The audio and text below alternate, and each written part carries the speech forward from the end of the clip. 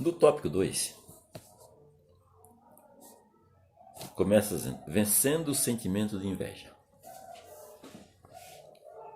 Ao presenciar a prosperidade dos ímpios, Asaf questiona o valor da santidade e da purificação, né? Asaf estava questionando se valia a pena ser puro, viver na pureza e renunciando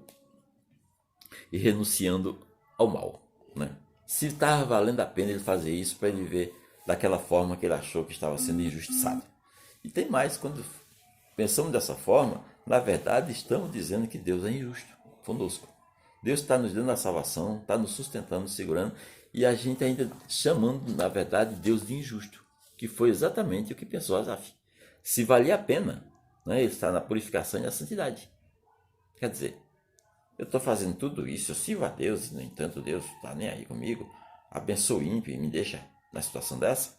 Esse é o sentimento que realmente vai para Deus. Esse mesmo questionamento é apresentado por muitos cristãos na atualidade.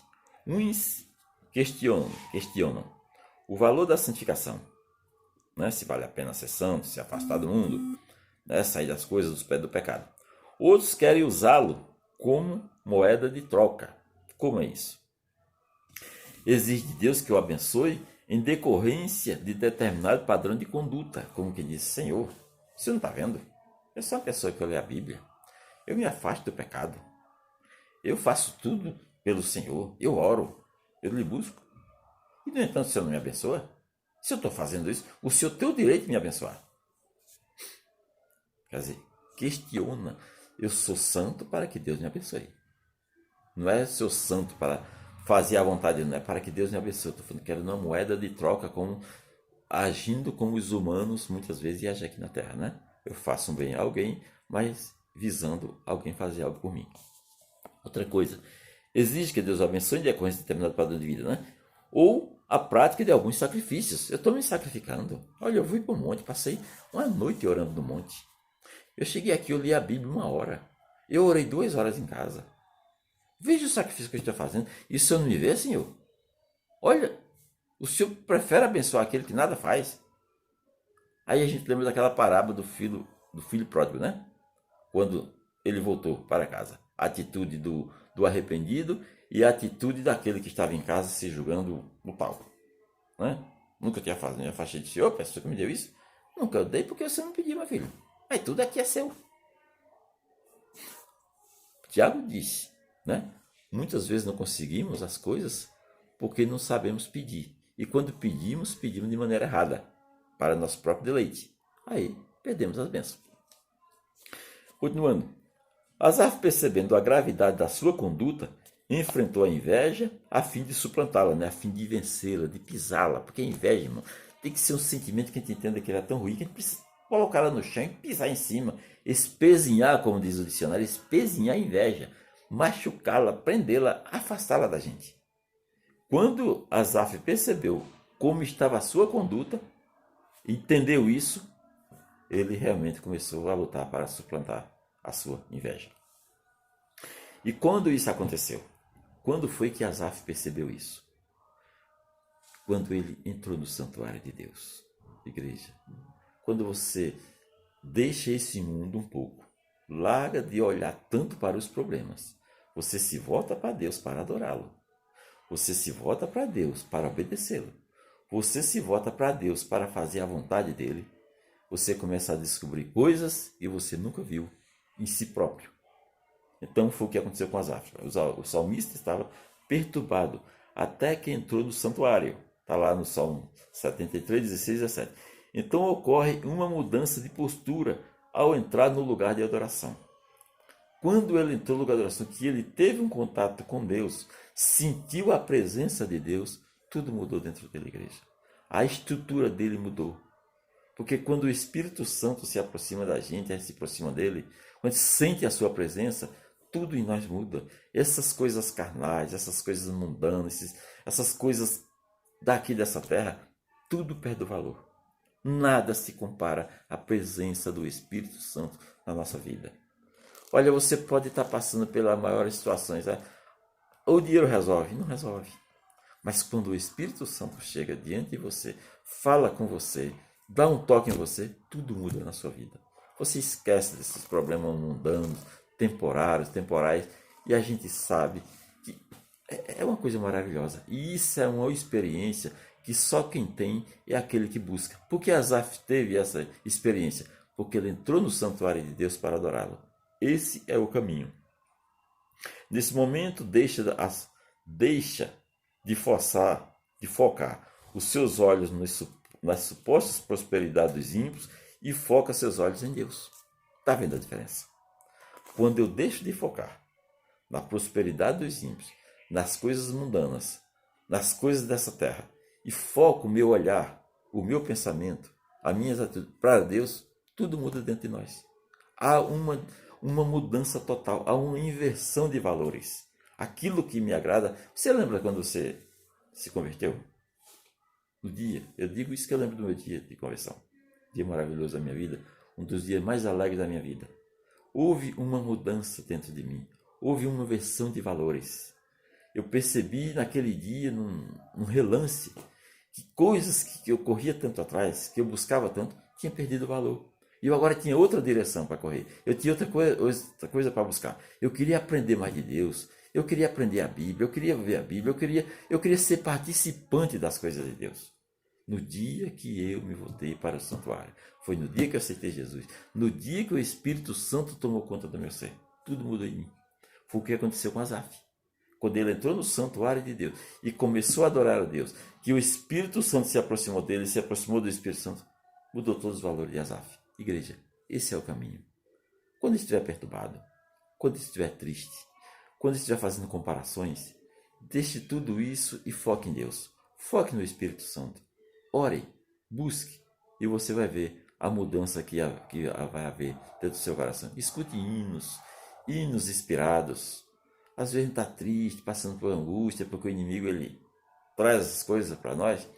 E a gente coloca, eu gosto de ouvir o hino com o fone no ouvido, eu coloco no ouvido, fica ali fazendo alguma coisa em casa, ajudando minha esposa, e eu coloco aquele fone no ouvido com aqueles hinos espirituais, aqueles hinos ungidos, como tem muitos, e a partir dali, toda aquela tristeza, aquela angústia desaparece. E a gente daqui a pouco está em espírito louvando a Deus. Esse é o caminho para a gente sair dessa dificuldade. Asaf descobriu isso. Asaf descobriu e entendeu que ele estava tentando entrar num caminho totalmente fora daquilo que Deus quer para a vida dele, queria para a vida dele. As observações anteriores do salmista lembram a postura dos que esperam de Deus somente benefícios materiais, riquezas, favores deste mundo como resultado de procurar agradá-lo. Perca de tempo, igreja. Deus não faz barganha com ninguém. Essa história de agradar a Deus em busca ou em troca de algo aqui material não é a vontade de Deus. Não é dessa forma que Deus trabalha. Embora a Bíblia diz que aquele que coloca Deus em primeiro lugar, ele nos abençoa, foi Jesus quem disse isso, ele nos abençoa com todas aquelas coisas que nós precisamos. Porque Deus, mais do que eu e você, ele sabe do que eu e você precisa. E ele, sabendo que nós precisamos, ele providencia para chegar na sua mão, na hora certa e na hora necessária. Entenda uma coisa, Deus trabalha com necessidades. Ele não trabalha com a vontade dos homens, mas ele conhece as nossas necessidades. E essa necessidade jamais vai faltar em nossas vidas, porque isso Deus cuida. A Bíblia garante isso, né? No Salmo 37. Então Asaf, ele viu isso. Olha, após entrar no santuário, percebeu que o relacionamento com Deus vai muito além. Aprendemos aqui que Deus não deve ser tratado como objeto, amuleto ou serviçal, mas sim como aquele que deve ser adorado. Deus não está a serviço do homem. Deus é Deus. Ele é o eu sou. Ele não está a nosso serviço. O que ele tinha de fazer por nós, ele fez. Mandou seu filho morrer na cruz do Calvário no nosso lugar. Aquele lugar é nosso. Era nós que tínhamos que morrer. Mas ele mandou seu filho morrer no nosso lugar. E alguém ainda quer mais do que isso? Né? E ele, por amor, por misericórdia e amor a nós, ele não deixa faltar o que nós precisamos. Agora, usar ele como moeda de troca de igreja, isso jamais. Esses que vivem nesse engano, eles acabam um dia se desfazendo como Asaf. Os pés dele vai tender a desviar-se e acabará se desviando. Porque eles estão vendo Deus de uma maneira como seja apenas um ser que possa abençoá-lo e dar o que ele quer. E ainda tem mais, ainda diz, eu sou o teu servo, eu sou o teu filho e eu preciso comer do melhor. É melhor a gente deixar Deus dar aquilo que a gente tem direito, né? Que a gente é do nosso merecer. E ele sabe mais do que ninguém do que a gente merece. E ele sempre dá mais do que a gente merece. Que se a gente fosse cobrar alguma coisa a Deus pelo nosso merecimento, a gente não teria nada, né? Porque eu não sou merecedor de nada disso. Estamos aqui na presença dele pela sua misericórdia e pelo sacrifício de Cristo. Só por isso. Não é porque nós merecemos. O primeiro passo para a iluminação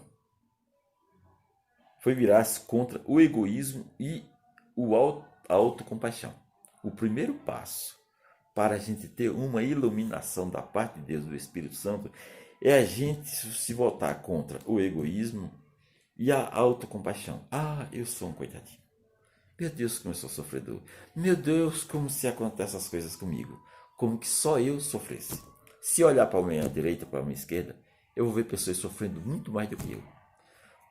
Se eu passar pelo hospital, eu vou ver situações lá que talvez eu não suportasse. Se eu passar pelo lado da pobreza, da Cracolândia, por exemplo, eu me pergunto, eu suportaria aquilo? E como é que eu posso estar diante de Deus me fazendo de coitadinho, que eu sou mais sofredor do que todos os outros? Igreja, isso é a gente desfazer do Senhor. Deus tem cuidado de nós, tem cuidado com muito amor.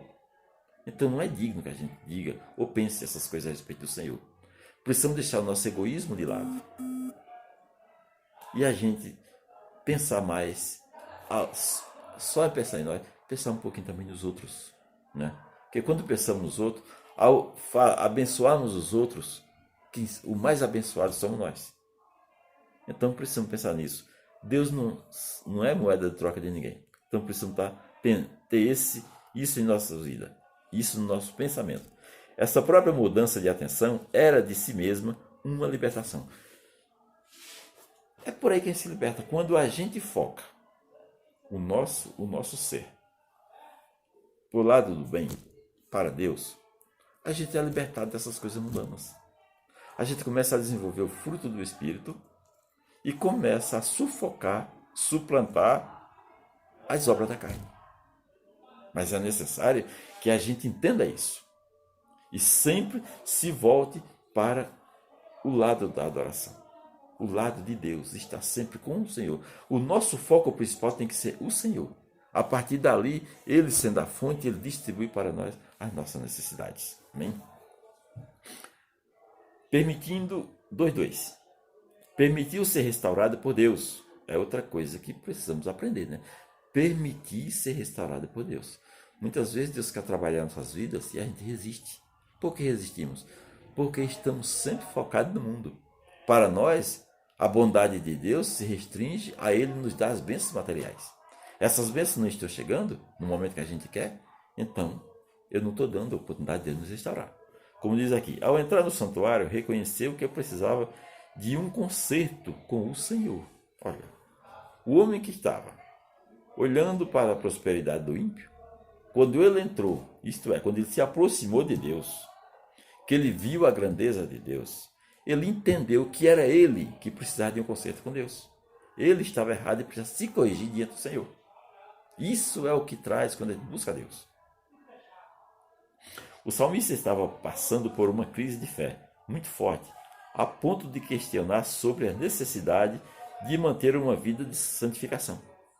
Crise. É normal. A crise de fé, esse tipo de angústia, é normal acontecer na vida da gente.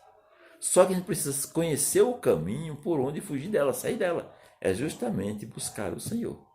É se aproximar do Senhor. Ao invés de a gente focar no problema, a gente deixa os problemas de lado e foca em Deus. Aí sim vem a solução. E essa crise de fé passa rapidamente. Assim era preciso reavivar a fé. Era preciso renovar a aliança, tal qual Asaf. Em muitos momentos da nossa vida precisamos ser restaurados pelo Senhor. Já percebeu quantas vezes Deus diz para nós, volte ao primeiro amor? Por quê? Porque o primeiro amor, igreja, é algo santo, é algo puro. Você vai buscar a Deus, você não está em busca de coisas materiais, você só quer conhecer a Deus. O seu objetivo é conhecer a Deus, é se aproximar de Deus, é agradar a Deus. Esse é o primeiro amor. Por isso que sempre que a gente está passando por satisfação, o Senhor nos diz, volte ao primeiro amor. Esse primeiro amor faz com que a gente se desligue das coisas mundanas e se ligue novamente em Deus.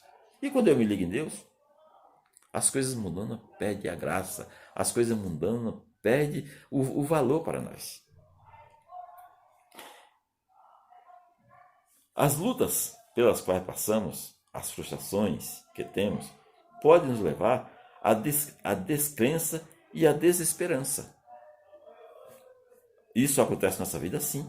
Passamos por frustração, passamos muitas vezes por descrença, e isso, se a gente não tomar uma providência, pode nos afastar do Senhor, pode nos afastar da fé. E se a gente perder a fé, logicamente perdemos a presença de Deus, porque não tem como a gente viver para Deus sem fé, não é? Então, precisamos estar atentos a essas coisas, igreja. Estar atentos, sempre focando, colocando Deus em primeiro lugar. Né? E as coisas mudando, o Senhor vai nos acrescentando todas as nossas necessidades. Há alguns anos atrás, eu não pensei que hoje tivesse em paz, porque graças a Deus, eu só tenho que agradecer a Deus por tudo que Ele me fez, por tudo que Ele me faz, por tudo que Ele me deu. Todas as minhas necessidades aqui da terra, Deus tem suprido. Não só a mim, como a minha família. O Senhor tem me abençoado e ainda tem me dado condições para abençoar a outros. Então, igreja, então hoje, qual é o meu objetivo? Servir a Deus. Servir a Deus. Tenho minhas falhas, tenho meus fracassos, sim, mas nunca perco a fé no meu Deus. Ele está sempre em primeiro lugar na minha vida, porque eu sei, se eu perder a Deus, o que é que vai restar para mim? O que é que vai restar se Deus sair da minha vida? Nada. A morte. E depois da morte, qual o caminho? Se eu não tiver aquele que vai me levar para lá. Então, algo para se pensar, né? 2:3. A prosperidade dos ímpios é temporária. Temporária, isso é, enquanto eles estão aqui na terra. Saiu daqui e acabou. A prosperidade dele acabou tudo que ele tem. Somente após entrar no santuário é que Asaf percebeu que a prosperidade dos ímpios é temporária. Foi quando Asaf entendeu isso que ele se arrependeu diante de Deus. Porque o que Deus dava para Asaf era eterno. Eterno. Aquilo que ele tinha, sempre ele ia ter, e muito mais quando chegasse diante de Deus. Muito mais.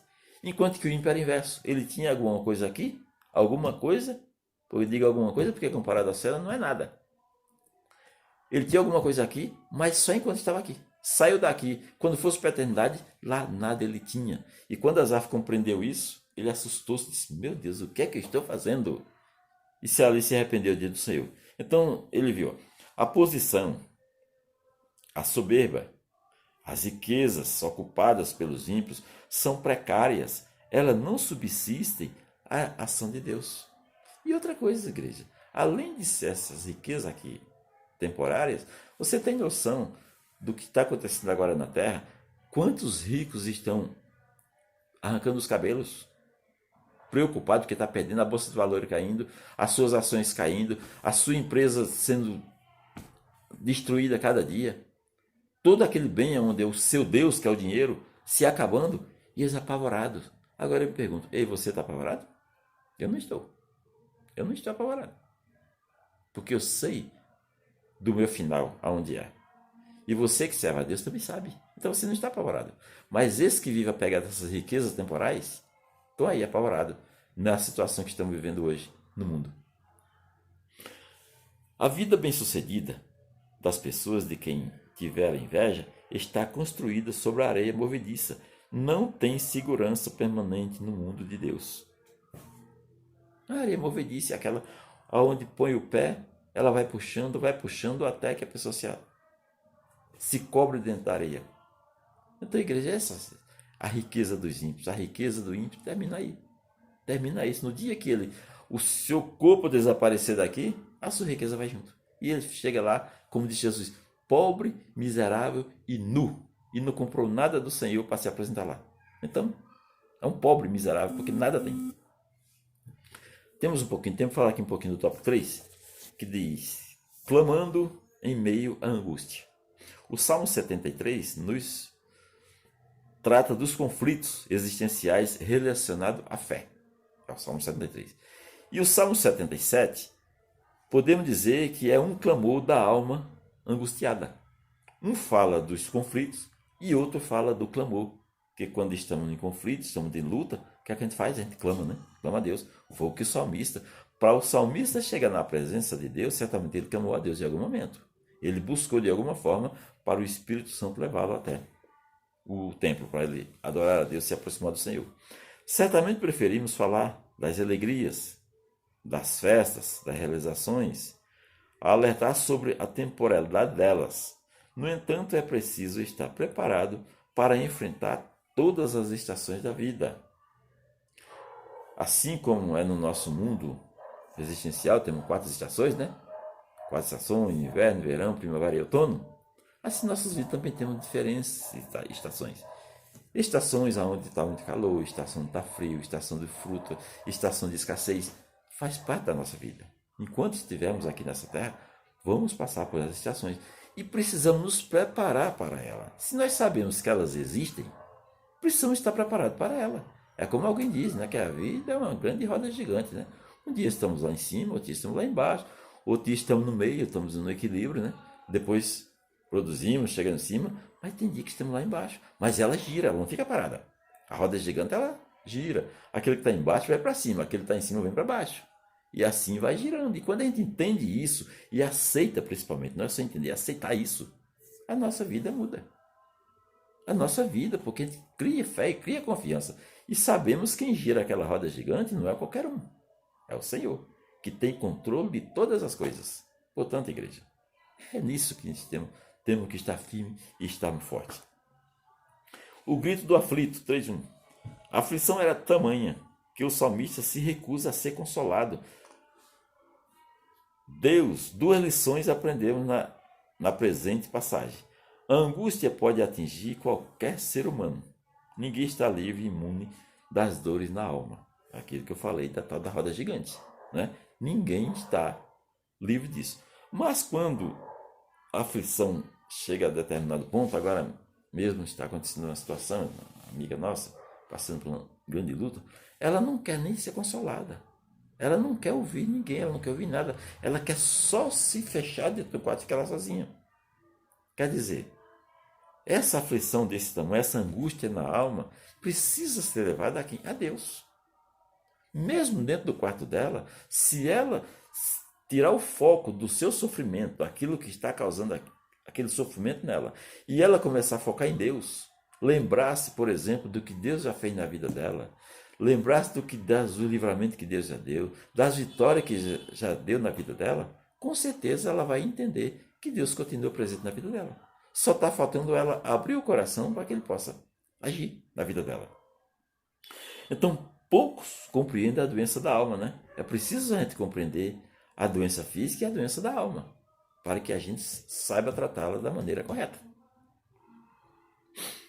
Então, igreja, nunca deixemos de apresentar nossas aflições ao Senhor em oração. Esse é o caminho. Esse tipo de aflição, esse grito do aflito, como diz aqui, é preciso esse grito ser levado a Deus. Não adianta eu gritar com o meu vizinho, eu gritar com o povo, ou eu gritar aonde quer que seja. Esse grito da alma, essa aflição, só tem um que pode ser levado a Deus. Aí sim, depois que eu levo a Deus esse grito, aí Deus pode usar pessoas para nos abençoar, para nos curar. Deus pode enviar pessoas, mas primeiramente eu tenho que ir ao dono. Sei, eu preciso. A minha situação é essa, eu preciso disso, porque estou nessa condição. Aí sim Deus começa a agir diante da nossa vida, né? Isso é tirar o foco do nosso problema e colocar o foco em Deus. O Salmo 77, 77 relata diversos sintomas de angústia sofrida por Asaf. Não querer ser consolado é um, né? Existe estado de angústia em que as palavras não são capazes de trazer consolo. Verdade. Tem um momento que você chega diante de uma mãe que perdeu um filho, você não tem o que dizer a ela. Só o Espírito Santo tem algo. Pode entrar no coração dela e consolá-la.